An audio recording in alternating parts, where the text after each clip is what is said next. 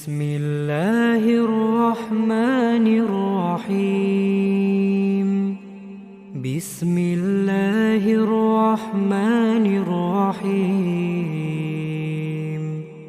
بسم الله الرحمن الرحيم.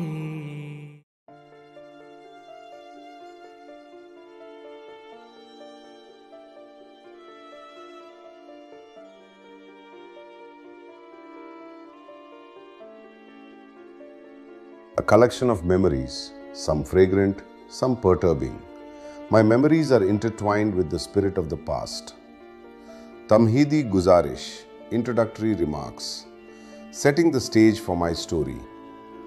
Today, Tuesday, September 23rd, 2008, represents a unique milestone in my life. A strange and interesting desire was born in my heart and mind a few days ago, or rather, a few months ago in July 2008. I realized that life is now moving day by day towards its conclusion. And in these few moments that remain of my life, if God gives me respite, I wish to preserve my memories as a legacy for my wife, children, relatives, and sincere friends, so they may remain as a lasting impression for them. I intend to recount the significant periods of my life, from childhood and youth to old age, beginning from the time I was approximately 5 years old up until the present day. Before I proceed, I must admit that my mind and vocabulary are not vast enough to properly thank the Creator who brought this universe into being and highlighted its beauty through the creation of animals and humans. To further illuminate that beauty, 124,000 prophets were sent so that the status of Prophet Muhammad, peace be upon him, and his family would become the pride of the universe, making the path to paradise easy for his ummah. Writing this memoir is like smoothing out a crumpled cloth. As I flatten the folds of my past, I am forced to feel every ridge and texture of the life I have lived. The depth of my own feelings will surely make me realize what I have gained, what I have lost, and what I ought to have done. How others perceive my life when they view it through these writings will depend entirely on the depth of their own insight. My pen calls to me to capture these memories, and I, Syed Ghulam Shabbir Jaffery, formally record them here. To provide a clear overview of my life story, I have outlined the following chapters and themes that define my journey. This list serves as a map of my memoirs, capturing everything from my earliest memories to the challenges of my later years. Chapter 1: Early Life and Education. Birth and Family. My birth, my childhood, and the overall family circumstances in which I was raised. Early schooling. My primary education in Medina and Karachi, influenced by my father's situation. Matriculation and War. My matriculation studies, my journey into the Great War, and my eventual return. The airplane incident, a significant event involving an aircraft. Higher education, pursuing my FA, Higher Secondary Education. Chapter 2: Career, Faith and Relationships. Military service, the story of how I entered the army. Engagements and turmoil, the history of my first engagement, its eventual end, and the start of my second engagement. The Baha'i faith, my entry into the Baha'i religion and the religious discord that shadowed both of my engagements. Marriage, Nikah, the days surrounding my Nikah, the subsequent wedding arrangements made 5 months later, and the end of my military deferment 2 years after marriage. Retirement, my service in various Pakistani military cantonments, and my retirement on pension in March 1962. Chapter 3. Life in England. The Move. My departure for England in May 1962 and the arrival of my wife and children in March 1965. Settling in, building and establishing our life in a new country. The next generation, the marriages of my children following their education and the details of their professional careers. Health struggles, facing a heart condition, Arza-e-Qalb, after retirement, which led to bypass surgery and other health complications. Chapter 4. Family legacy and hardships. My father, his retirement, the construction of our family home, his eventual passing, and the financial hardships that followed. My mother, the difficulties she faced within domestic life, her visit to England, and her return to Pakistan. Chapter 5. Reflective notes and key concepts. Throughout my writing, I have used specific terms to anchor my memories. I reflect on the Gardish-e-Ayam, the fluctuations of fortune, and the Taqwiyat, strength, I found along the way. I emphasize the values of Isar, selflessness, and the Shafqat, kindness, I felt in the Aghosh, embrace of my elders. My memoirs are an attempt to manifest, namudar, these memories, some fani, mortal and fleeting, and others lasting a lifetime, to capture the flow, rawa-dawa, of my existence. These notes include several other evocative terms such as Gulfam, rose-colored/beautiful, Baroop, dignified, and Afzaish-e-Talim, the growth of education, which I have noted to help translate the complex emotions of my history into words. I am essentially stringing together the beads of my life's rosary so that no part of my journey is forgotten. As far as I can trace the origins of my past life from available records and the signs left by those who have passed, I rely on the date of February 6th, 1930 as my beginning. I was born in the village of Madina Syed, district Gujarat, Punjab, which was then a modest part of India but now holds a prominent place in Pakistan. I was born into the lap of a deeply compassionate and selfless mother in a home that, while not an ancient relic, reminded one of old world values. My household at the time consisted of my grandfather, father, uncle, and elder sister. My 3 paternal aunts were already married and living honorably in their own homes, and I never met my paternal grandmother as she had passed away before my birth. About 5 or 6 months after my birth, God blessed my uncle with a son as beautiful as a fresh flower. While I had already been named Ghulam Shabbir, he was named Ghulam Hussain. Both of our names were chosen by our maternal grandfather, Syed Haidar Shah, who was regarded as a leader by the entire family. As we both reached the age of 2, the family members held our hands and encouraged us to run, directing us toward the days to come.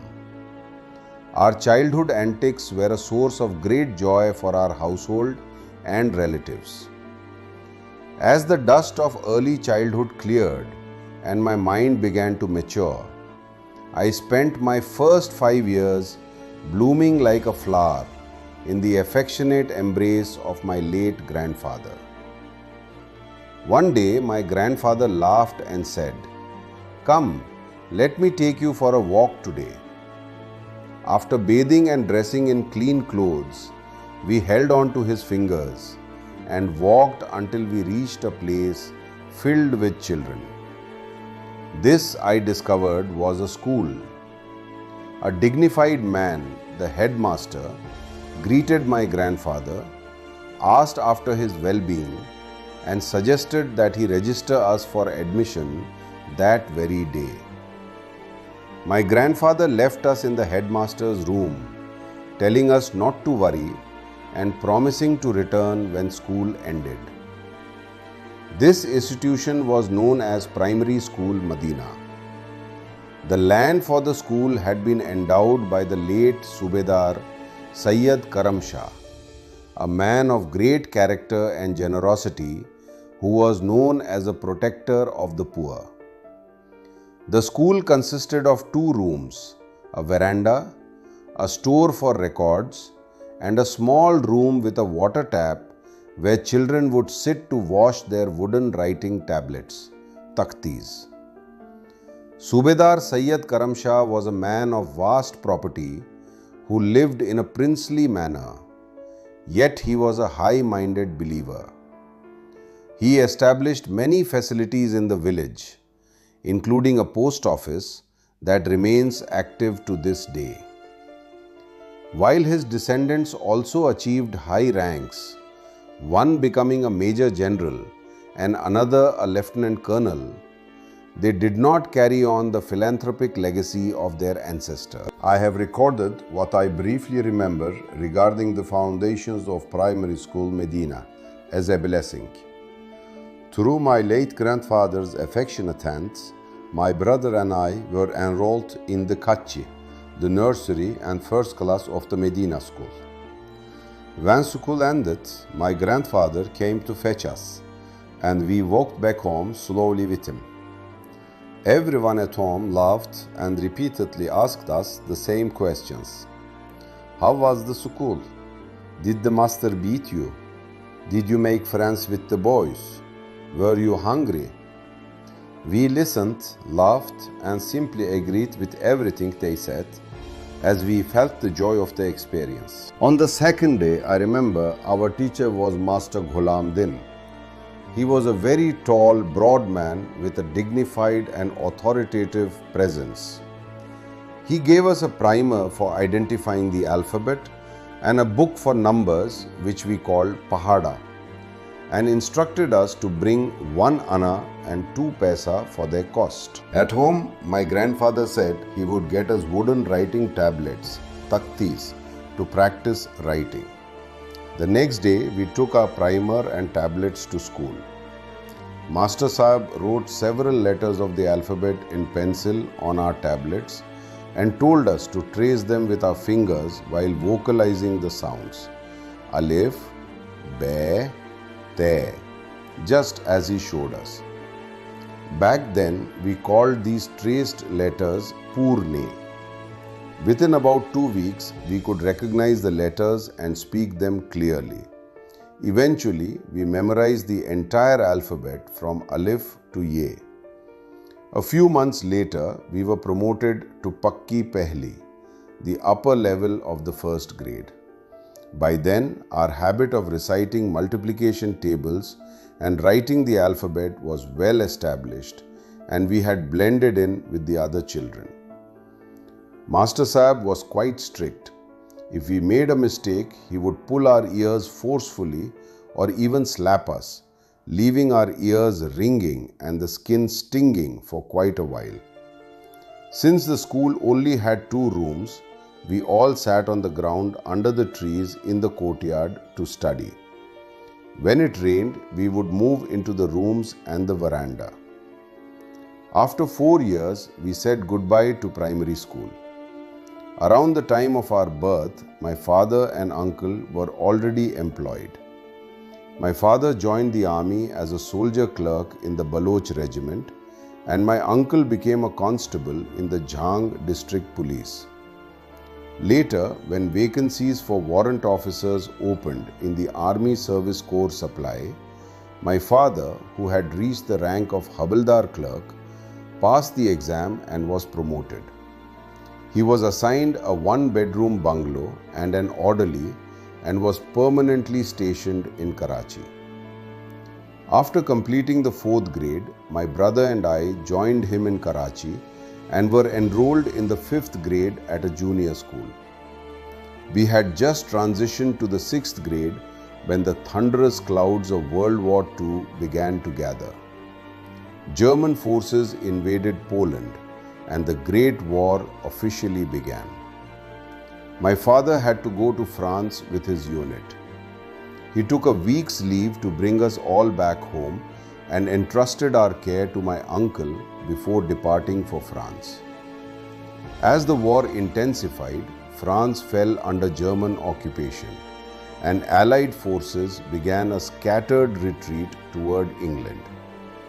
The front at Dunkirk was particularly grave, and after suffering heavy losses, the surviving troops entered England and were stationed in camps at Hyde Park. The units that arrived in England, including my father's, were stationed at Hyde Park. About a month later, my father met with several acquaintances, including Zahoor Mehdi, Bashir Hussain and Ghulam Nabi Shah, which provided them all with a sense of support and comfort. During my father's previous service in Karachi, he had developed a good acquaintance with an English superintendent of police. With this official's help, my uncle was permanently transferred from Jhang district to Gujarat district so he could look after our home in my father's absence. By this time, our household had grown significantly to 12 people, including my uncle's 4 sons and my own 4 siblings, all of whom were being raised under my uncle's protection. My uncle remained deeply attentive to our food and education, and even when he was stationed at different police stations, he would make a point to visit home every few days. Our family lands, combined with my maternal grandfather's land, formed a vast area for agriculture, which was managed by Chaudhry Aladad, a member of the Gujjar family known as Naka Gujjar. While various crops like millet, maize, barley and melons were grown, wheat was the primary harvest, all managed under the supervision of my maternal grandfather, whom we called Shahji. Because my grandfather and uncle were fond of smoking, high-quality tobacco was specially grown for them, and every evening fresh sugarcane, maize and vegetables would be brought to the house. As I record these memories, I sometimes find myself moved to poetry to illustrate the images of the past. I remember a friend once visiting and asking why I spend my time writing fiction. I replied that this is not fiction but the rosary of my life, ensuring that no detail is lost so that these records may serve as a legacy for future generations. While our extended family is large, I focus my writing on our closest elders and the customs and relationships of our maternal and paternal households. My maternal grandfather Shahji held a unique and respected status in the family. Everyone sought his advice on religious and worldly matters, considering his guidance blessed and beneficial. He was a soft-spoken man, nearly 6 feet tall, with a prominent face and hair he wore in long patte style, which he dyed with henna. He had served in the police in Bhera, Sargodha district, where he was known as a hard-working and respected individual. Whenever he visited home, the house became lively with visitors. My maternal grandmother was a simple and deeply affectionate woman who treated my brother Ghulam Hussain and me with great kindness. However, if we and the neighborhood children created too much of a ruckus, she would become stern and scold us in her traditional language, and we affectionately called her Vaddi Bebe. I also had one maternal uncle, Mamu, who was the youngest of his siblings and consequently became the center of everyone's attention. He was a brave individual and naturally took on the role of a leader among his peers. He inherited a commanding and dignified presence from his father. While he was soft-spoken and gentle by nature, he could be quite aggressive toward any opponent. He was deeply loyal and respectful to his brothers-in-law, my father and my uncle, and never grew tired of serving them. Because he was pampered by the family, He didn't initially focus much on his education. However, when he reached adulthood, my father brought him to Karachi and helped him secure a job in the CID. He proved to be very smart and hardworking, eventually rising to the rank of sub-inspector. He spent his entire service in the Sindh police and developed a great fondness for the Sindhi language. He was also a very religious man, strictly observant of his prayers. He and I shared a deep bond. Whenever I returned to Pakistan from England, I would seek the shade of his affection, listening to his stories about our ancestors. He passed away at the age of 92, leaving behind 4 sons and 3 daughters. His wife, unfortunately, had passed away from a heart condition during his lifetime. In my maternal family circle, Nannihal, there were approximately 4 households that shared an incredibly deep and eternal bond. These houses were situated on a large plot of land with a spacious communal courtyard where everyone gathered. Among these elders was Mamu Muhammad Shah, a handsome and brave man of pure character. He served in the police in Shahpur, Sargoda, and was buried there after his passing. His sons also followed in his footsteps, with one retiring as a sub-inspector. Then there was the home of Sardar Shah, my Puppa, paternal aunt's husband. He held a modest position at the Lahore High Court, yet he was held in extremely high regard by his colleagues. Justice Din Muhammad respected him specifically because he was a Syed and kept him close. We affectionately called him Shahji Lahore Wale. He was a man who always had a smile on his face, practiced bodybuilding strictly, and was exceptionally hospitable. He was a true foodie who loved cooking and eating prawns and beef. His 2-room government quarter in Lahore was always open to people from our village. In fact, 2 or 3 men who later reached high military ranks once took pride in staying in that small quarter. During Muharram, Shahji would return to the village. He was the only one strong enough to carry the exceptionally heavy and tall alam, flag of Hazrat Abbas. He took great pride in this service, walking barefoot throughout the entire procession.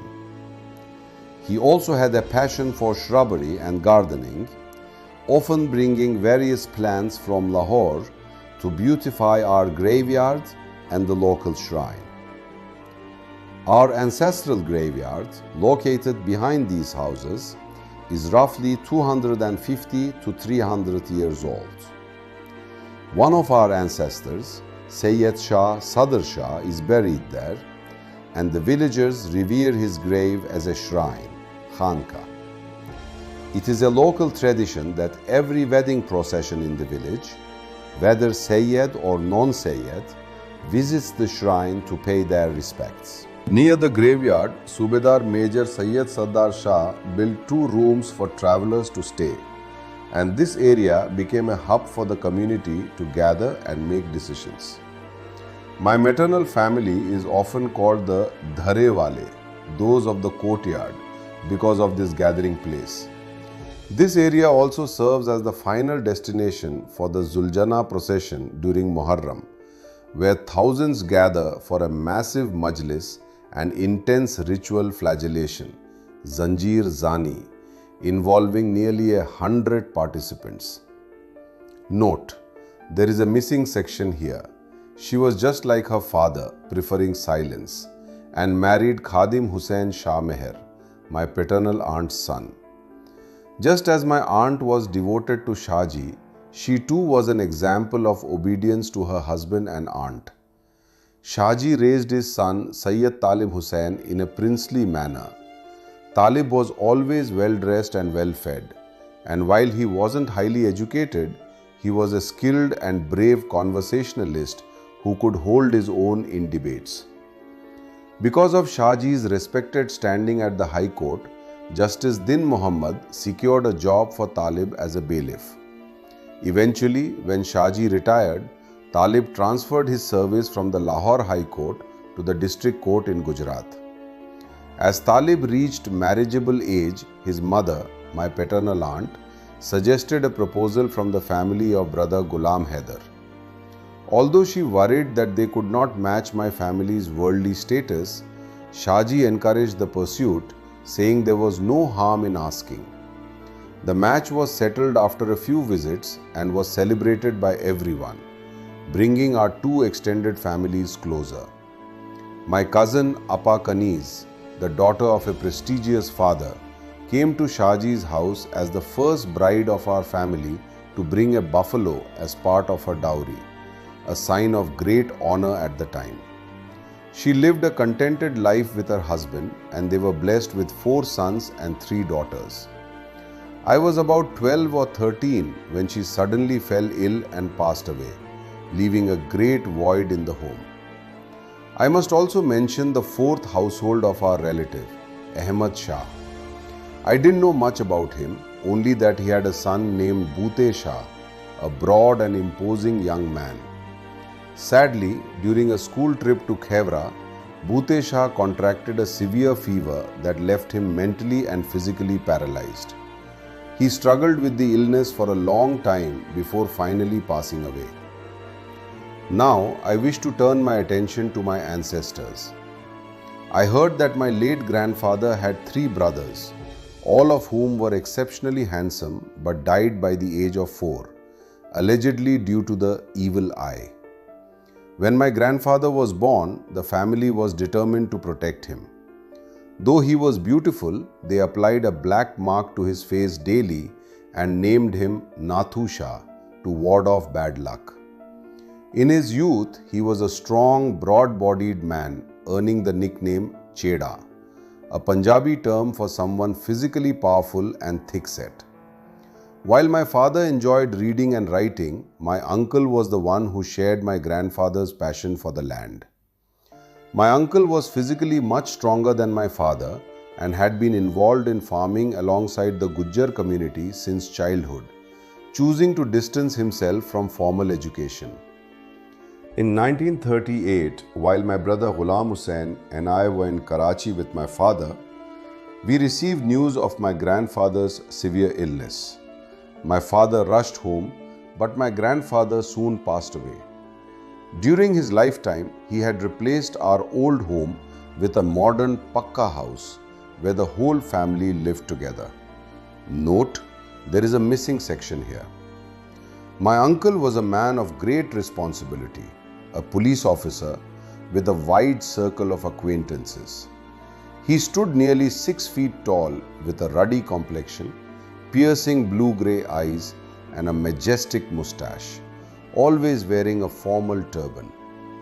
In contrast, my father had a very different start in life.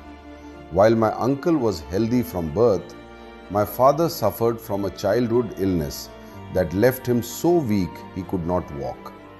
My grandfather had even appointed a village watchman, Dara Sardar Khan, specifically to massage and care for him.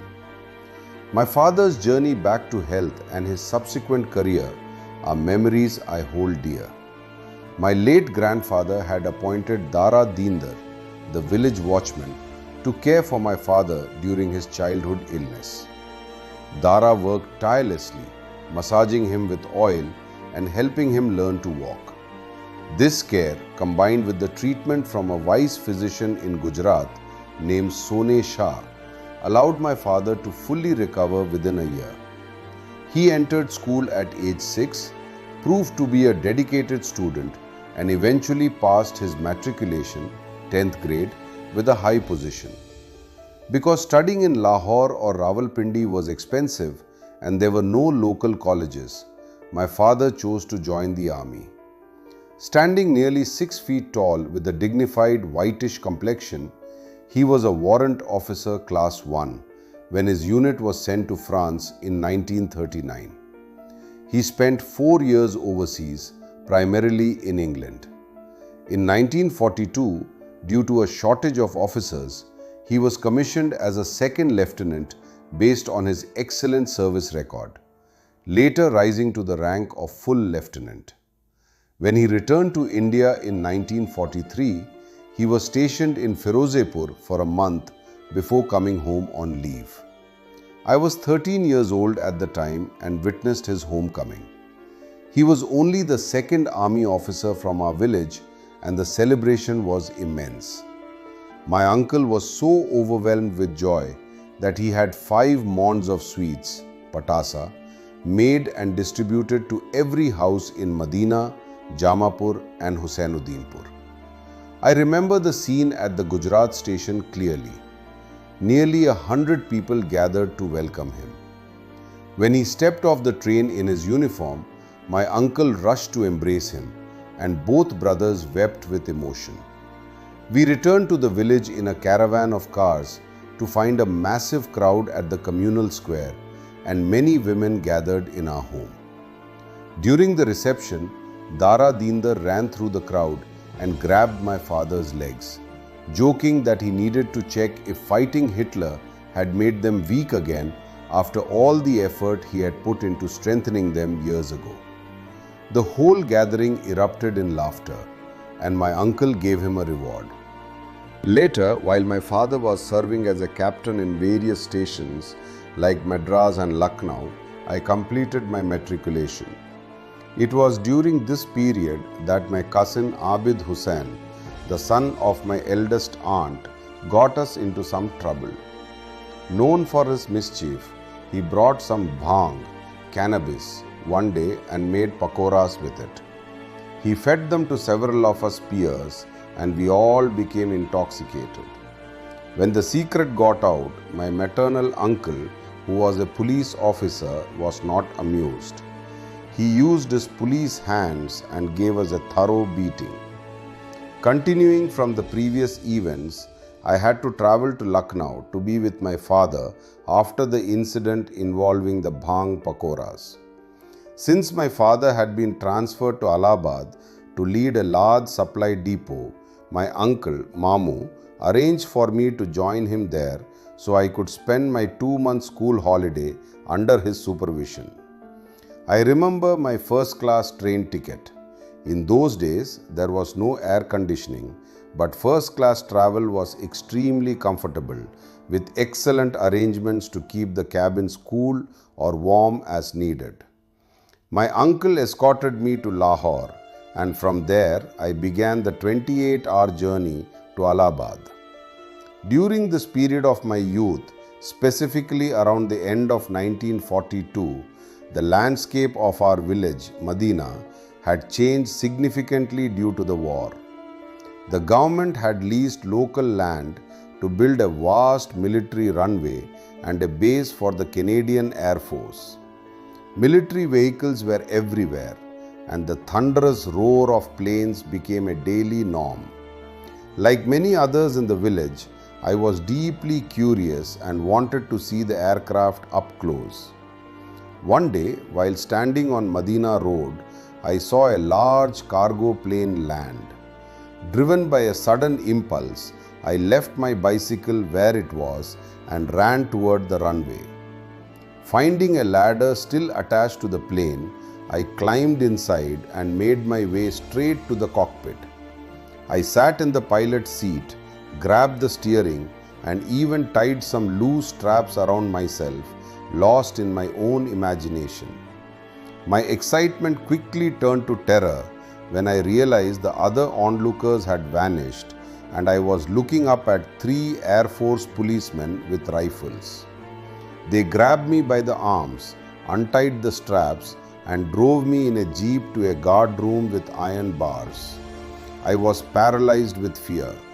Even when a man brought me tea and cake, I couldn't bring myself to eat. 2 hours later, a sergeant arrived with paperwork and I was taken to the Sadar police station in Gujarat. There, an FIR was filed against me. I was charged with illegally entering a restricted area and stealing military property, the straps I had tied around myself in the cockpit. At roughly 13 years old and only a 7th grade student, I was handed over to the jail authorities. I had only been in jail for a few hours when my uncle, Chacha, who was stationed at the Mema police station, arrived to present 2 other prisoners to the magistrate. When the jail guard told him that a military officer's son from Medina had been brought in for theft, he asked to see the boy. He was shocked to find me there and asked, "What has happened?" After I told him the whole story, he encouraged me and promised that he would arrange for food to be brought from home so I wouldn't have to eat the jail rations. As he went home to inform my family, the news of my arrest spread rapidly through the neighborhood and even reached my school. 2 days later, I was to be presented before the magistrate again. Coincidentally, my uncle Chacha had to present other prisoners on that same day, so he came to the jail to collect them. There were about 18 to 20 of us scheduled for hearings, and everyone was handcuffed and lined up in pairs to walk from the jail to the court. When my uncle tried to handcuff me, my wrists were so thin that the metal cuffs simply slipped off. Eventually, he had to wrap a piece of cloth around the chain to secure the handcuffs to my arms. Rather than making me walk with the other prisoners, he called for a tonga, horse carriage, and sent me ahead with a single policeman so that I arrived at the court before the others. I was held in an open room near the district treasury building, known as the Bakshikana, until it was my turn. When I finally stood before the magistrate, he set my next court date for 2 weeks later. As I walked out of the courtroom, I saw many of my classmates standing outside. I felt a deep sense of shame and embarrassment as I met them. The policeman then took me back to the jail in the tonga. Shortly after, my uncle visited me again, encouraging me not to lose heart and promising that my bail would soon be arranged. He also managed to get permission to continue bringing me food from home. Inside the jail, a man named Nishat, who was a notorious ringleader of criminals, noticed me talking to my uncle. He had been arrested for attacking an SHO and was known for his fierce temper. He approached me and asked, "How is Pir Karam Shah related to you?" When I told him he was my uncle, Nishat became very supportive, saying, "Welcome, you are one of us then. Do not be afraid. Lions are always kept in cages, not jackals." He comforted me by reminding me that my ancestors had also faced jails and courts, and that those places had eventually become sites of reverence. I remained in the Gujarat jail for 3 weeks. During this time, my father traveled from Madras to meet the district commissioner, DC, regarding my case. The DC explained that the airport commander was pushing for a harsh sentence, but given my age, they were considering a fine to settle the matter. My father pleaded with the DC, explaining that a conviction for theft would leave a permanent stain on my record and ruin my future. The DC promised to do what he could. As it happened, the intensity of World War II turned in my favor. As the Japanese forces advanced toward Burma, the Canadian Air Force unit stationed at the Gujarat airport was suddenly deployed to the front, and their camp was vacated. With the complainants gone, the DC took the opportunity to categorize my actions as a childish prank rather than a crime and acquitted me. Reflecting on my 3 weeks in that jail, the environment was truly terrifying, filled with people accused of various grim crimes. The jail had walls 20 to 25 feet high and was heavily guarded. I was kept in a small cell, roughly 7 by 7 feet, which contained a manual stone mill, chakki, in one corner for grinding flour. For sleeping, there was a raised cement platform with a dirty old blanket and a mat. In the wall, there was an opening where a bucket was kept for use as a toilet at night, a sight I had never seen before. I often spent my nights pacing the small room or leaning against the wall for a few moments of sleep. While I was fortunate to have food brought from home, the other prisoners survived on meager rations. Every afternoon around 3 or 4 p.m., they were given parched chickpeas and 2 pieces of gur. They would gather in the veranda, spread a small cloth, and share their snacks while telling stories of their crimes.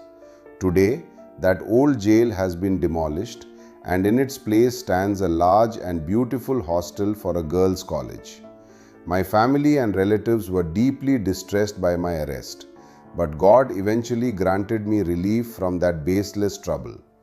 I returned to my life as a 7th grade student, though my uncle now kept a very strict watch over me, frequently visiting my school to check on my progress with my teachers. Following the incident with the bhang pakoras, my father, who had recently been promoted, moved to Allahabad to serve as the officer commanding of a massive base supply depot. This was a significant post as the depot was responsible for sending supplies to the Burma front. The previous commander had been court-martialed for embezzlement. My father sent word for me to join him, and my uncle escorted me to Lahore. After staying a night with Shahji, I was placed on a train to Allahabad. As a first-class passenger, I was well attended by the train guard and the dining car staff during the journey. Upon arriving in Allahabad, I took a tonga straight to the supply depot. At the gate, a Gurkha soldier with a fixed bayonet stopped me, insisting that entry was forbidden. As we were talking, a lieutenant arrived on a bicycle, recognized me as the OC's son, and cleared my entry, much to the surprise of the guard. At the house, I was met by 2 men, my father's batman and a cook, who immediately took my luggage and saw to my comfort. The house was incredibly well prepared for the sweltering heat. Cooling systems. The windows were fitted with khus, vetiver mats, which were kept constantly wet by men with rubber hoses to ensure the indoor air remained cool. The ice tub. In the bathroom, a large block of ice was kept in a tub under a dripping tap, providing me with freezing water for a refreshing bath. Personal service. Upon my arrival, the batman even unlaced my boots and massaged my feet to help me recover from the long journey. My father arrived shortly after and greeted me warmly, though my mind remained occupied with dread regarding the bhang pakora incident. Despite my anxiety, the first few days were filled with luxury. The cook was exceptionally skilled, one serving a hollowed-out mango skin filled with ice cream, a delicacy I had never seen before. Every evening, my father's staff, including several lieutenants, would gather on a circular platform outside for tea and conversation. For those first few days, I was treated like a prince, and with the servants constantly calling me Sahib, I began to feel quite important. I felt as though I had become a self-proclaimed Prince Jahangir. If anyone asked my father's staff who the guest was, they would reply, "He is not a guest. He is the Chote Sahib, little master, the commander's son." However, this royal treatment was short-lived. 3 days after my arrival, following breakfast and before he left for the office, my father sat me down and looked at me with very angry, stern eyes. My face turned pale as he warned me, "If you do not mend your ways, your life will be ruined. You will never be a person of honor and will spend your life facing rejection. From now on, your time belongs strictly to your studies." He set a strict routine for me.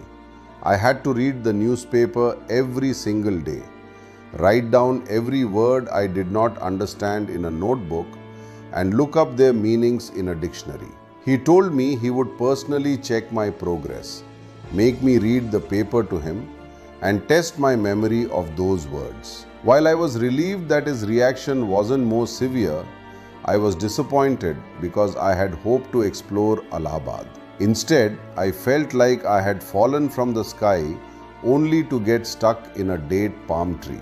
Despite my strict studies, I did find opportunities to see Allahabad, which is a vast and ancient city with many interesting sights. The High Court building is truly a sight to behold, and the city is notable as the ancestral home and birthplace of Jawaharlal Nehru, India's first Prime Minister. I was particularly fascinated by the Sangam, where the rivers Ganges and Yamuna meet. The point where the two waters collide creates a visual that looks like a thick rope stretching as far as the eye can see. The rivers are a beautiful sight in the evening, especially given their religious significance to the Hindus. People would bring baskets of lentils and fruits to feed the massive turtles that gathered around the boats. Seeing those turtles fight over food reminds me of the Manji Club back in my village of Medina. When I see the members of that club arguing and jumping to cut each other off in conversation, I am reminded of those Allahabad turtles. The only difference is the turtles fight for food, while the men in the club fight to belittle each other or display their supposed intellect. The Manji Club is quite a unique institution. Typically, when a respected elder passes away, their grave becomes a shrine, khanka, where people go to pray. But the Manji Club is like a shrine for living saints. People visit with great enthusiasm, stay for a while, receive a few blessings and perhaps a few insults before returning home like stray birds in the evening. They often receive offerings of food, but if nothing is brought on a particular day, these living peers will argue until they find someone to blame and fine them, using the money to celebrate with ice cream or soda. I believe a beautiful book could be written about the life and daily happenings of the Manji Club. In total, I spent approximately 2¼ months in Allahabad. During my 2¼ months in Allahabad, the sparks of partition began to ignite. Everyone started looking at each other with suspicion, and news of isolated riots and disturbances began appearing in the newspapers. It was decided that I should return home, but my family and elders advised against traveling in first class. They feared that my identity as a Muslim might be easily targeted, so they suggested I sit among the common people to blend in and remain unrecognized. My father sent his orderly to fetch my tickets, and on the day of my departure, he and a lieutenant from his staff accompanied me to the station. With about half an hour until departure, the lieutenant handed me some small coins and gave me a specific instruction. When the train crossed the bridge over the Yamuna River, everyone would be throwing something into the water. He told me to shout Jai Ram Ji and throw those coins into the river to avoid suspicion. The lieutenant also spoke with the train guard, who promised to look after me and help me find a suitable seat for my connecting train at Pratapgarh. As the train moved onto the Yamuna bridge, the passengers raised the cry of Jai Ram Ji and threw offerings into the water. I did exactly as I was told, joining the cry and throwing my coins into the river. Throughout the journey, I was deeply shaken and felt a sense of terror, noticing that everyone around me seemed equally fearful. When I finally arrived at Lahore station, the scene was horrifying. I saw several corpses lying abandoned and neglected on the platforms. While I was standing there in a state of shock, a train arrived from Rawalpindi that was drenched in blood. The screams and wails of the people on board were heart-wrenching, and I was paralyzed with fear, not knowing where to go or how to escape the chaos. In that moment, I spotted my father's cousin, Zafar Ali Shah, who was a member of the railway police. He was in his uniform and was preparing to travel to Rawalpindi. He was stunned to see me and asked what I was doing there alone. After I explained my journey from Allahabad, He had a porter move my luggage and took me into the safety of his police compartment. Thanks to his protection, I reached Gujarat safely and returned to my village in a tonga. My father had already alerted my uncle to my arrival, and everyone in the village breathed a sigh of relief when I reached home. Meanwhile, the country's unrest reached a fever pitch. Lord Mountbatten had arrived to oversee the partition, and the newspapers were filled with reports of debates between leaders, rallies, and increasing incidents of arson and looting. The public was consumed by a ruthless anxiety as the lines of the new borders were drawn by Jinnah, Nehru, and Gandhi. By late 1947, the localized sparks of violence had turned into a full-scale inferno of slaughter and displacement. Refugee camps were established, and the situation for Muslims in India became particularly dire. My father eventually left Allahabad, traveling with military units to Mumbai and then by sea to Karachi before being stationed in Nowshera. Despite this atmosphere of fear, the local college remained open, and I enrolled in my first year FA. I took my exams in 1948. During this period, I was part of a close-knit group of 4 friends, Arshad, Syed, and a boy named Christian, who had been together since the 7th grade. Arshad's father was a divisional forest officer, and Syed's father was a prominent lawyer. When Pakistan was created, Christian moved to India with his parents, and I never heard from him again. During our college days, Arshad, Syed, and I would sit on the grounds during our free periods, eating sugarcane, gandariya, and dreaming about our futures. After completing our FA exams, we saw a newspaper advertisement for officer commissions in the Army and Air Force. Arshad applied for the Air Force and Syed applied for the Army through the PMA. Because Arshad's brother was an Air Commodore in the Indian Air Force, he was able to use his influence to ensure Arshad was accepted and sent to Risalpur for training. He eventually retired with the rank of Air Marshal. My other friend, Syed, earned a commission in the PMA, donned the uniform of a second lieutenant, and later retired as a captain to start a highly successful private business. As for me, after completing my FA exams, I found myself idle while waiting for third-year admissions to begin. One day, a friend and I went to Gujarat to visit someone at the veterinary hospital. When we couldn't find the person, we noticed a large gate nearby leading to an enclosure with several office rooms, a place known as the Jail Ghar. Inside, we met an elder from our village, Syed Hakim Shah Jangi, who was sitting with an official.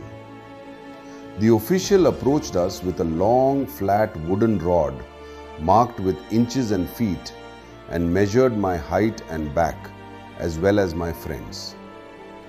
Without thinking or asking questions, we signed a form he presented to us and then went to another room to have tea. After about half an hour, when we were preparing to leave, the official dropped a bombshell. We had been recruited into the army.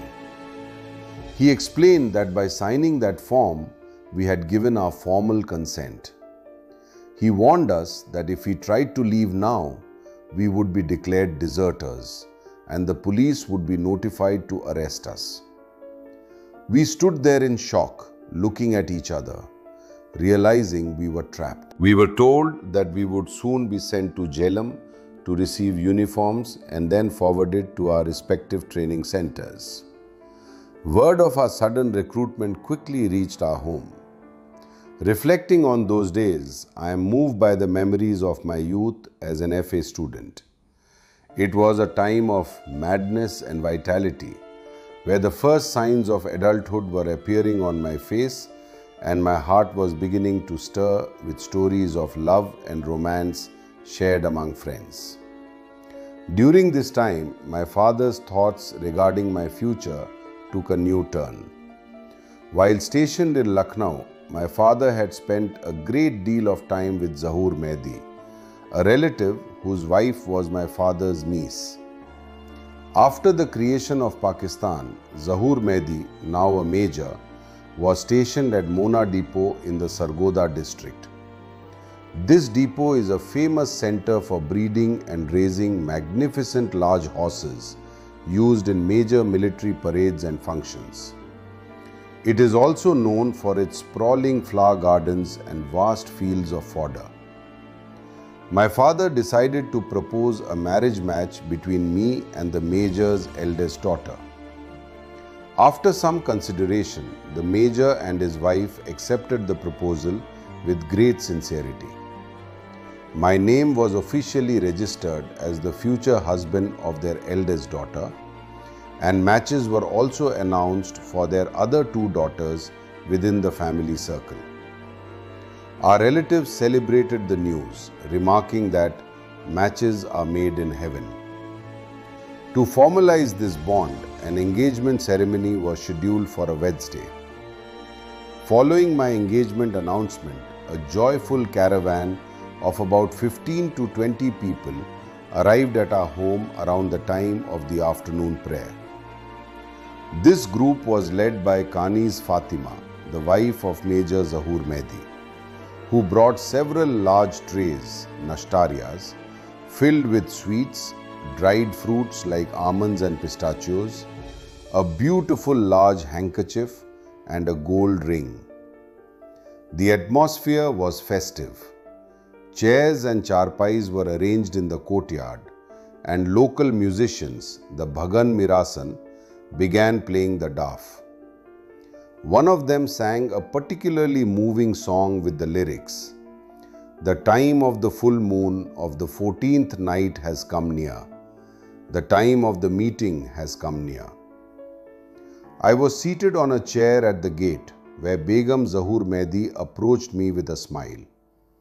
She placed the ring on my finger, draped the large handkerchief over my shoulders, and gave me a blessing by kissing my forehead. She then placed a garland of roses around my neck and filled my lap with jasmine flowers. After about 2 hours of celebrations and tea, the guests departed. 2 days later, my future brothers-in-law, Hamzulfs, Syed Habib Ali Shah and Dr. Syed Karam Shah, also went through their engagement ceremonies. Karam Shah was a particularly close friend of mine. We had played and studied together since childhood. While I had gone to Zamindar College, he had gone to Veterinary College in Lahore.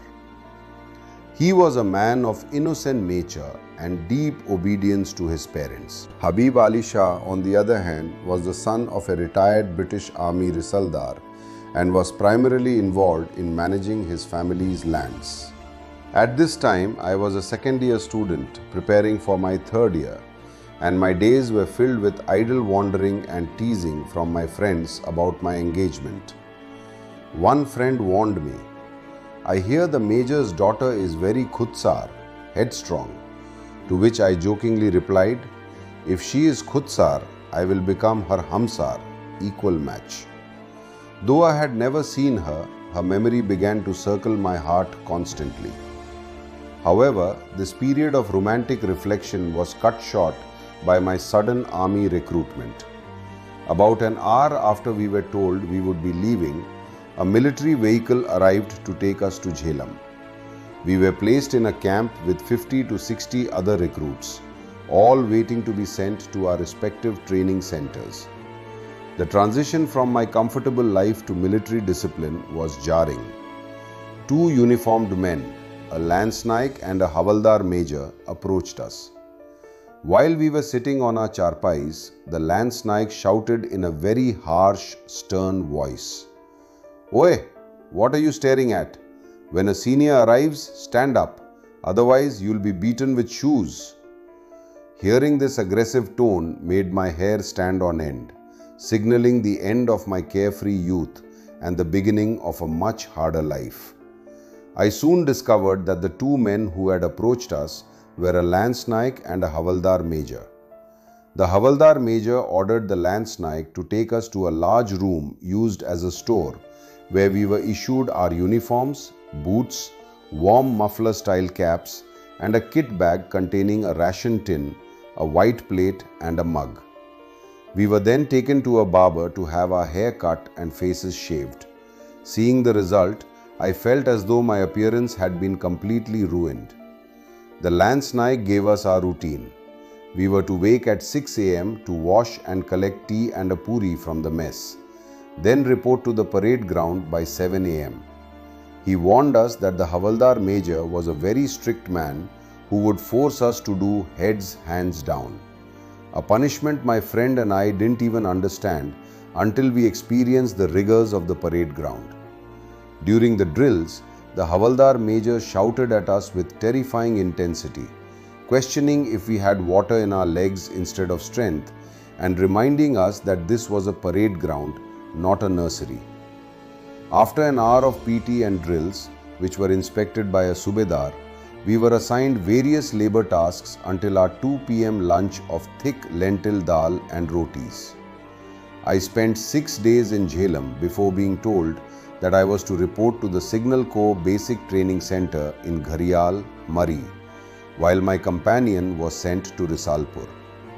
My journey took me from Jhelum to Rawalpindi, then to Sunnybank in Murree, and I finally reached the Gharial camp by hitching a ride on a milk delivery truck. Upon arrival, I was assigned a bed in a barrack that included a wooden storage box for my belongings. While visiting a barber shop near the camp, I was startled to encounter Zulfikar Haider, Subedar Major Syed Jalal Shah, who was shocked to see me recruited.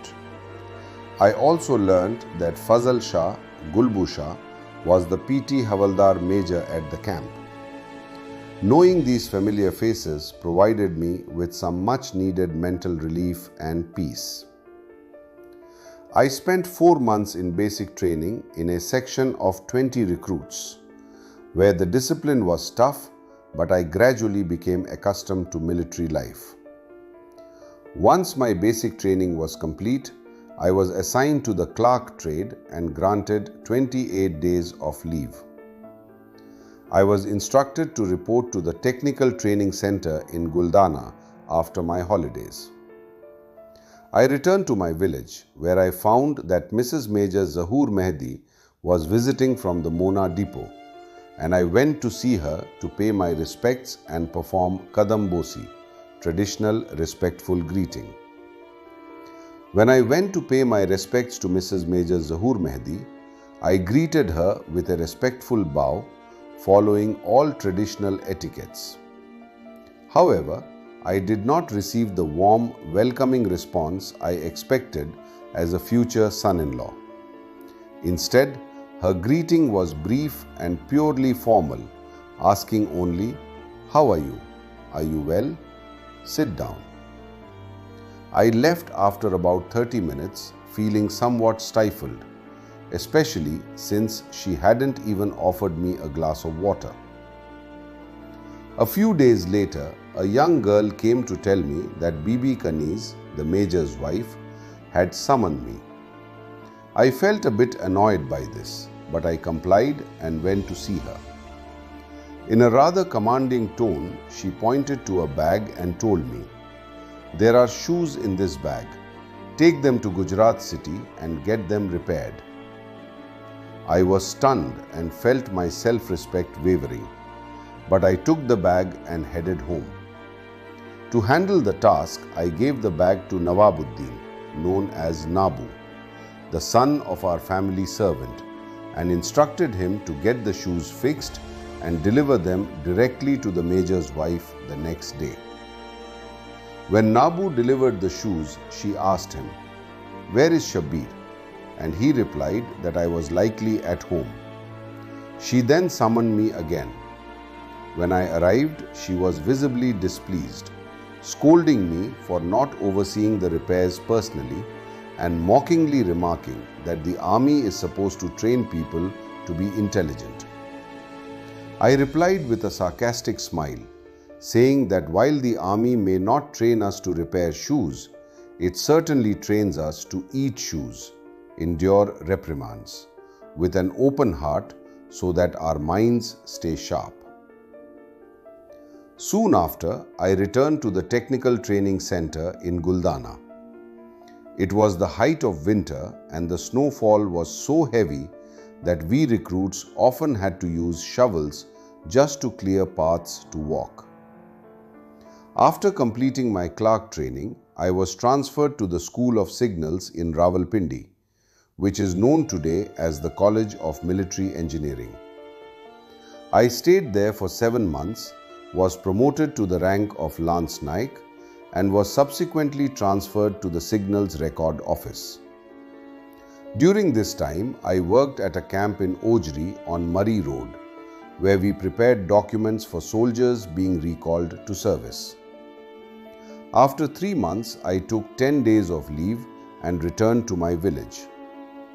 I discovered that Major Zahoor Mehdi had been transferred to Quetta and his family was preparing to join him. Meanwhile, local gossip was beginning to swirl, with people questioning how a mere Lance Naik could ever walk the path of life with a major's daughter.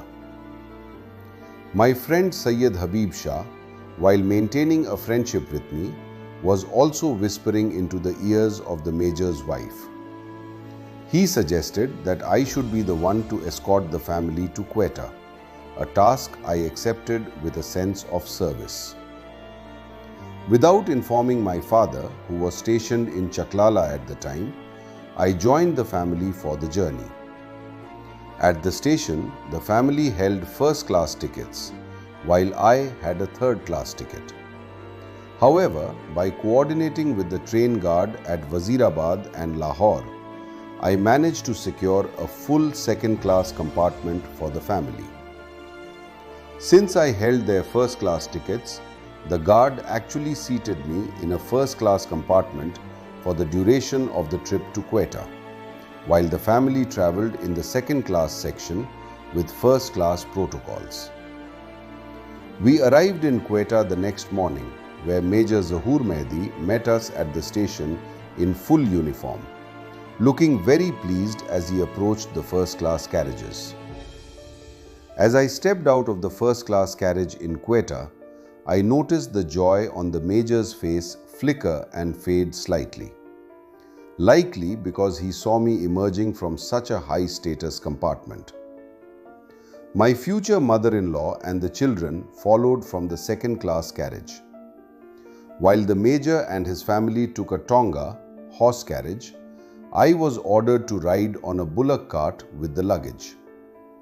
Despite wearing a fine gabardine suit and being the prospective big son-in-law, I found myself perched on this humble Rolls-Royce as we headed toward the residence at Boys Road number 51. The bullock cart driver was a veterinary soldier and the Major instructed me to help him carry all the bags into the house. The home was sparsely furnished with only 6 or 7 military iron beds and an old sofa set. When I sat down for a meal with the Major at his wife's invitation, he did not say a single word to me. Afterward, he asked me to wait in the backyard so that his daughters could pass through the house to go out without me being in their way. I sat there for a long time on a chair brought by the backman until I was finally allowed back inside. I requested to return after only a one-day stay and I was taken back to the railway station. When I reached Rawalpindi, my father said nothing, but my mother was furious. She scolded me with a piercing voice, asking why I had lifted my face to go with them when the engagement was still unripe and new. Meanwhile, the local gossip in the village became relentless. People openly wondered how a mere Lance Naik could ever walk the same path as a Major's daughter. Habib Shah used the details of my trip to Quetta as ammunition, filling the Major's wife's ears with propaganda and manufactured stories. Roughly a year and a half after the engagement began, a harsh letter arrived from Major Zahoor Mehdi. He accused me and my sisters of spreading self-made stories and propaganda that attacked his honor. The letter stated that after much thought, he and his wife had decided to formally cancel the engagement. He told us we were free to find another match for me wherever we liked. Just like that, the match made in heaven was broken. Transitioning from this, I want to record the lives of my paternal aunts, who always maintained a deep connection to our family home. My late grandfather had 2 sons and 3 daughters. My eldest aunt, Fatima, was the wife of Dr. Syed Akbar Shah. Although she was his 4th wife, she held a position of immense authority and respect in our household. My father and uncle treated her with such reverence that her word was often the final decision in family matters. She was completely illiterate, yet she spoke with a dignity and wisdom that commanded respect from everyone, including my mother and aunt. Dr. Akbar Shah had 13 children across his 4 wives, but 4 of his sons stood out as heirs to his literary and intellectual legacy. The eldest, Sayyid Fazl Hussain Shah, was a handsome and scholarly man who was exceptionally obedient to his father. I was only 8 or 9 years old when he was struck by a terminal illness. Despite all efforts, he could not recover and passed away, returning to his true creator. Continuing from my previous account, I must mention Narjis, the daughter of my late brother. After her father's passing, she became the heart of our household. My grandfather was so attached to her that he could not bear to be away from her for even a moment. My 3 uncles raised her with immense care, and when she grew up, she married a man who treated her with great honor. Sadly, illness took her life, and she left behind 2 sons and a daughter who became examples of nobility in our village. Her younger son, Sayyid Intisar, has established significant memorials in Medina and runs a successful business in England, where he continues to help many people from our village. My second aunt, Fazl Begum, was younger than my father but older than my uncle.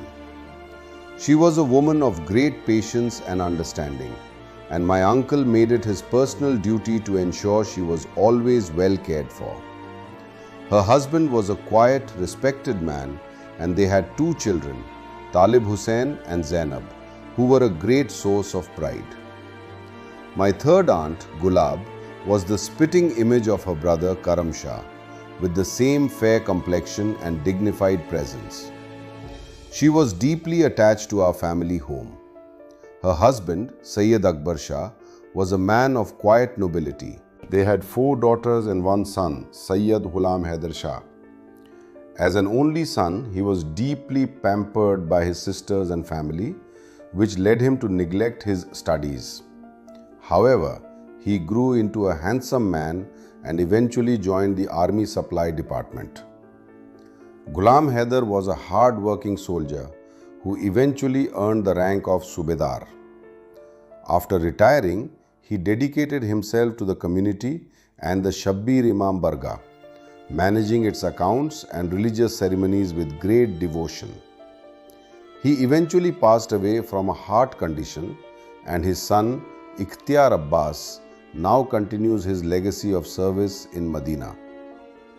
I also recall Dr. Akbar Shah's other sons, Sayyid Mumtaz Hussain, a dignified Subedar who served on the Burma front during World War II.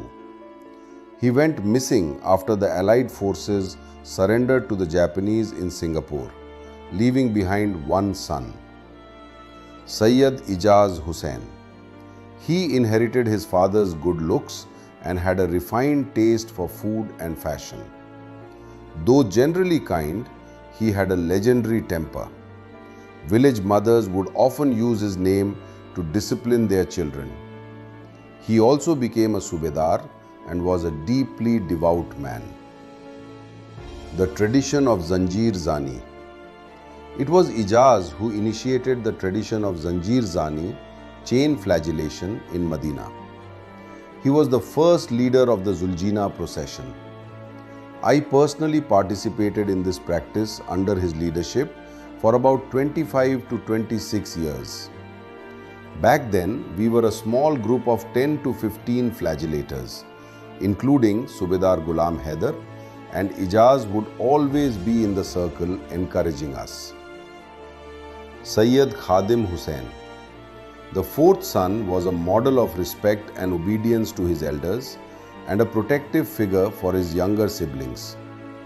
He was well known and respected even by those outside our immediate circle. Regarding my family, Khadim Hussain Shah was a man of great character, deeply respected by both the young and the old in our community. He was naturally handsome, and I believe nature took extra care in crafting his appearance. He was the life of any gathering. His presence turned a simple meeting into an unforgettable event where he was always the center of attention. Because his father, Dr. Akbar Shah, was highly regarded, Khadim was introduced to Raja Ghazanfar Ali, a high-ranking minister of the time, by Hafiz Sayyid Zulfikar Ali Shah. Out of devotion to the doctor, the Raja bypassed the standard interview process and ordered that Khadim be placed directly into training for the irrigation department, Mehkama Nehar. Khadim eventually served as a Zilladar in Gakhar and various parts of the Gujranwala district, eventually retiring as a deputy collector. His name remained legendary in his department, where he was known for making every decision on the scales of justice. He was a man of such aura that landlords and subordinates would often break into a sweat upon hearing his final rulings. I feel incredibly fortunate to have spent time with him, as his life was filled with soul-stirring memories. He held grand religious gatherings, majalis, where scholars would bestow blessings and knowledge upon the attendees. Unfortunately, he suffered from diabetes but never took the illness seriously, which eventually proved fatal. He passed away, leaving behind 3 sons and 4 daughters who continue to lead prosperous lives.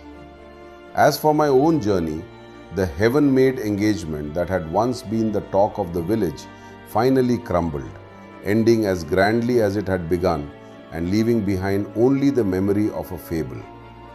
My military service continued, taking me from Kohe Mari to Peshawar, then to Abbottabad, and finally to Jhelum.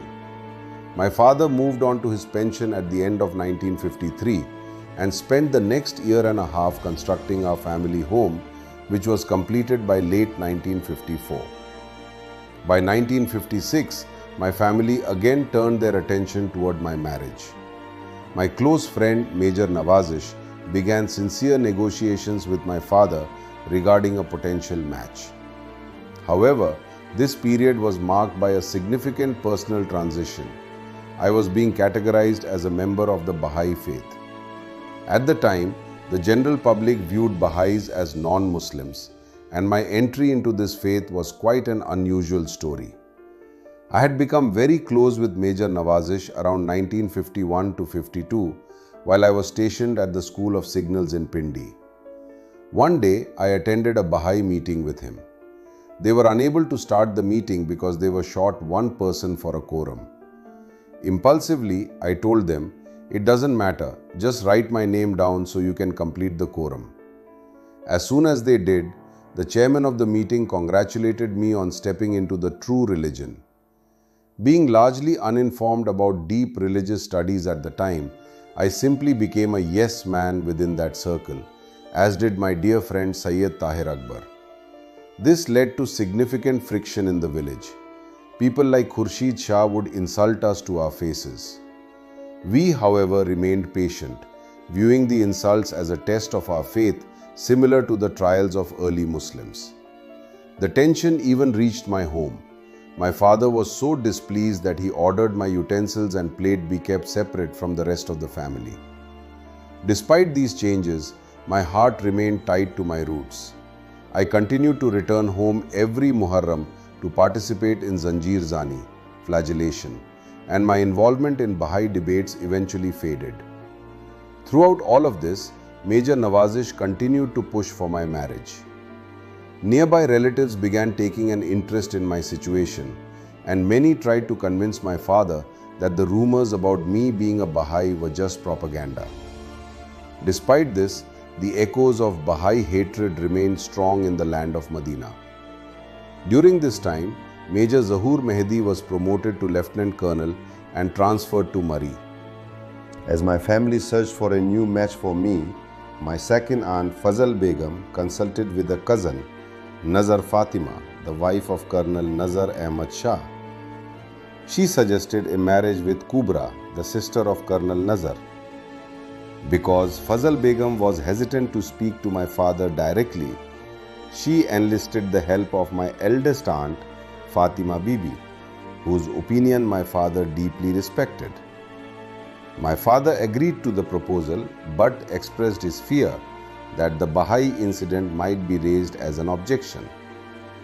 Nazar Fatima assured him she would handle the situation within her in-laws' circle. My mother, along with my aunts and Nazar Fatima, visited Kubra's home to formally state their purpose. Nazar Fatima, who held significant influence there, requested a final answer within 2 days. Despite some initial objections from relatives regarding my supposed faith, the majority eventually agreed, and the nikah was scheduled for 10 days later. At the time, I was stationed with the 1st Corps Signal Regiment in Jhelum, and my unit was preparing for field exercises. My younger brother Zulfikar arrived with 2 letters from my father, one for me and one for Captain Aftab, the unit adjutant. Aftab was a childhood friend and relative, and my father's letter requested that he grant me a week's leave for the nikah. However, because the unit was moving out for maneuvers in just 1 hour, I told Zulfikar that leave was impossible and sent him back without letting him deliver the letter to Aftab. The unit moved to a location about 8 to 10 miles from Jhelum. The next day, a messenger on a motorcycle summoned me to the headquarters. When I arrived, Aftab greeted me with a smile and joked, "Your arrest warrant has arrived."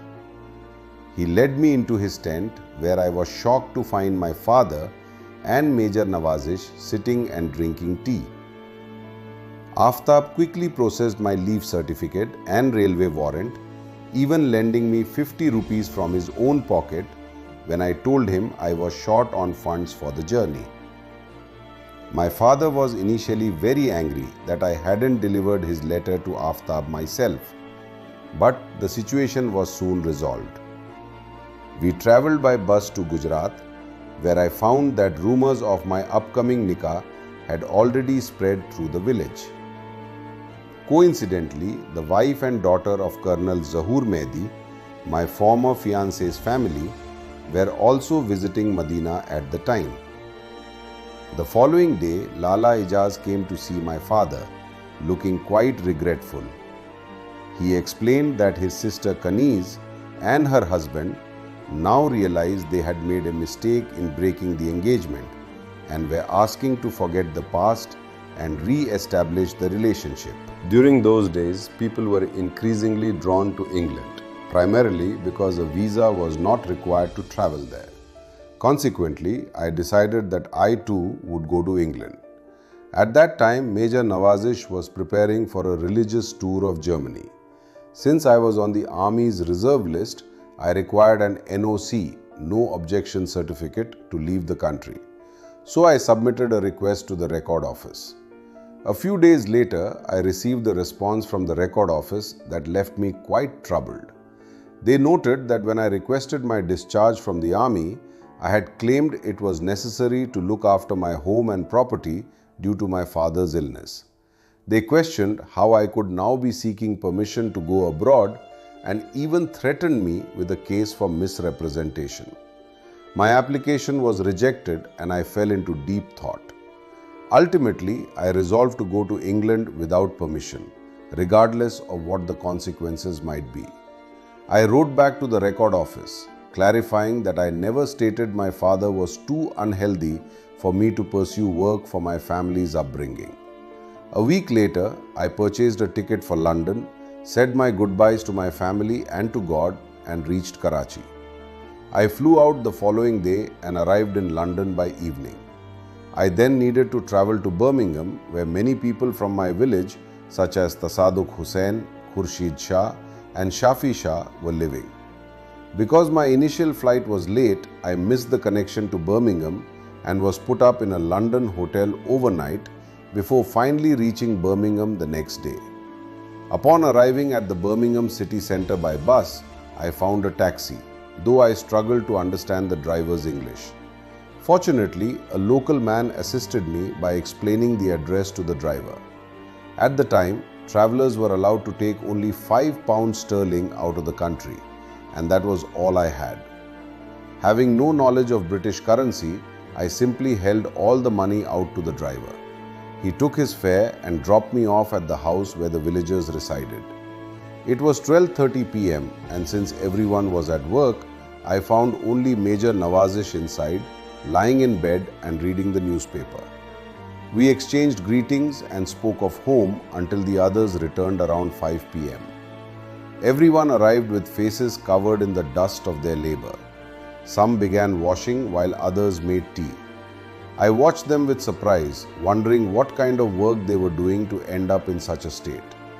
After a simple meal and some conversation, we prepared for bed around 9 p.m. The house, which belonged to a Sikh boy, was quite crowded. There were only 2 beds in the room, one for a resident and one for the major, while the rest of us spread mattresses on the floor. England was facing severe unemployment at the time, with many factories locked. Hundreds of people would gather at factory gates hoping for work, and the weekly unemployment allowance was a mere £2.50. Most people lived without their families and saved as much as they could from their £9 or £10 weekly wages to send back to Pakistan. I was taught the routine for finding a job. Eat a piece of toast, have tea, and go from factory to factory asking, "Any job?" The standard response we all became accustomed to was, "Not today." After 20 days of searching, I finally found a factory where the manager offered me a small task. He gave me the keys and instructed me to arrive at 6 a.m. to light the gas heaters and return at 7 p.m. to extinguish them. For this 6-day-a-week job, I was paid £7. Around this time, a bed became available in the house where I was staying. While a shared room cost £0.50 for a bed, I eventually rented the entire room for £1 a week, finally sleeping on a bed after a month on the floor. I continued my work with the heaters until one day, the manager called me into his office to inform me that a new position had opened up. The next day, the manager explained my new responsibilities to me. Near each machine, there were trays, each containing 24 tools. My task was to place these trays into a small fire furnace for an hour and a half. I used a specialized clock to set the furnace's timing and temperature accordingly. After the allotted 90 minutes, the furnace would shut off automatically and the red light would turn green, signaling that the tools were ready to be removed. Once I pulled the trays out, I had to submerge them in a drum of oil for 30 minutes. Following the oil bath, I buried the tray for another half hour in a drum filled with wooden sawdust. After this process, another person would take the tools to test them and ensure they had hardened correctly. I began this work immediately after the demonstration, and day by day, I became more accustomed to the routine. A major advantage of this job was that by working alongside the English, I became increasingly capable of understanding and speaking the English language. My wages were set at £15 for a 40-hour week, and if I worked on Saturdays or Sundays, I received extra pay. This income allowed me to live comfortably and still have enough left over to send money back home to Pakistan. I continued this employment for about a year. This period was highly beneficial as I gained a deep understanding of the internal environment of factories, the English way of working, and their manner of speaking and understanding. Eventually, a friend of mine who worked in a factory that manufactured television frames reached out to me regarding a new opportunity. Through his recommendation, he secured a job for me there with a weekly salary of £25. The environment was much cleaner than my previous workplace, and I found many of my own people working there, which made the atmosphere quite lively. We would gather in the canteen for lunch and share stories, and the increased pay brought a much-needed sense of financial comfort. Around this time, I was finally able to rent my entire room for £1 a week, after the person sharing it with me moved away. By then, 2.5 years had passed since I left my home, and I began working earnestly to bring my family to England. The primary challenge was finding suitable housing, but after a long search, I found a temporary room in a shared house. In March 1965, my wife and children finally arrived. After living in that temporary room for about 3 months, I was able to purchase our own house and move in, thanks to the financial assistance of my relatives Ali Shah and Mehboob Shah. I was later able to repay them with deep gratitude as our domestic life settled. However, our newfound happiness was soon overshadowed by a devastating storm. In September 1965, while I was on duty at the factory, Ali Shah arrived with a pale face and a voice trembling with emotion. In a broken, shattered tone, he delivered the news. Mazhar has been martyred at the Wagah border. I rushed home to find a scene of total despair. My children, Saida and Altaf, were clinging to their mother, repeatedly asking, "Ammi, what happened?" But she stood in stony silence, her eyes fixed and her voice gone. I had to shake her firmly to break her shock until she finally began to weep with an intensity I had never seen before. For days, our home was filled with people from our village living in England, as well as local neighbors, all coming to offer Fatiha and condolences. Details of the martyrdom eventually reached us through letters from home. We learned that Mazhar's father had passed away in 1964, and now the village was mourning Mazhar. His body was brought home in a box, escorted by a major and a captain who stood before Mazhar's mother and saluted her with tears in their eyes. They told her, "Amma ji, congratulations. Your son has attained the rank of Shahadat, martyrdom." She bravely replied that Mazhar had visited home in that same uniform only 2 days prior, telling her she would soon hear great news. Because of the war, the village was under a blackout when his wife and children arrived to see him for the last time.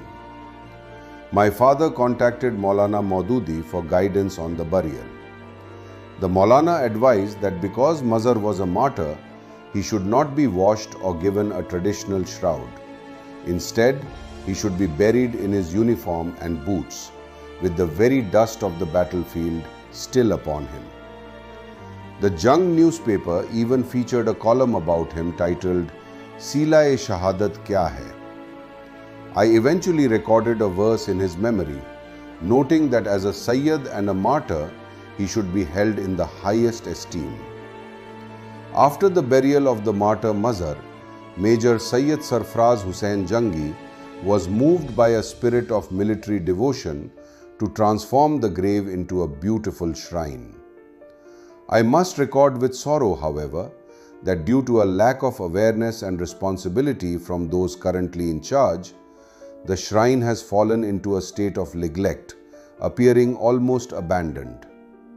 Fortunately, several military officers and concerned individuals from our village are now considering plans to restore this monument as a point of pride for our community.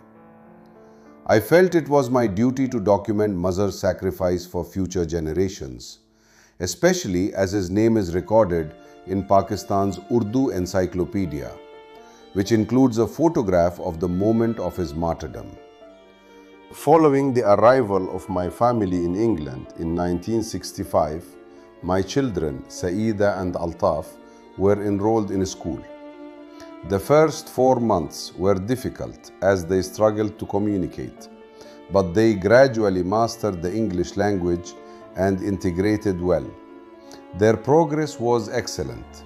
Altaf even served as a prefect at his grammar school for 2 years. His head teacher once noted in a report that Altaf was among the few students who were held in the highest regard by the faculty. Both children eventually reached university. Altaf earned degrees in civil engineering and an MBA, while Sayyida obtained a degree in human resources. These academic successes brought a joyful revolution to our financial and social standing. In 1967, our family grew with the birth of another son, Syed Asalat Shabbir Jaffery. When the news reached my father in the village, he was so overjoyed that he distributed sweets to all our relatives. Asalat was a sharp and spirited child who began nursery at age 3, though his teachers often complained that he was too restless to nap and would keep the other children awake as well. In October 1970, my wife and children returned to Pakistan for a visit. While I returned to England in March 1971, a new daughter, Sayyida Ruhiya Shamim Jaffery, was born just before my departure in February at the Aziz Bhatti Shaheed Hospital. My father performed the traditional rites for her, whispering the adhan into her ears and letting her taste honey from his finger. She became the darling of the family, particularly to her youngest aunt, Shahnaz, who refused to let anyone else near the baby. Tragically, Nazo later passed away from blood cancer, leaving behind 2 sons and 2 daughters. My family stayed in the village through the summer heat before returning to England in June 1971. My father's farewell was deeply emotional. With tearful eyes, he embraced everyone and remarked that he did not know if they would meet again in this life. His premonition was correct, as he passed away on August 20th, 1971, at the age of 67. Reflecting on my family's first arrival in England in 1965, I remember meeting them at Heathrow Airport.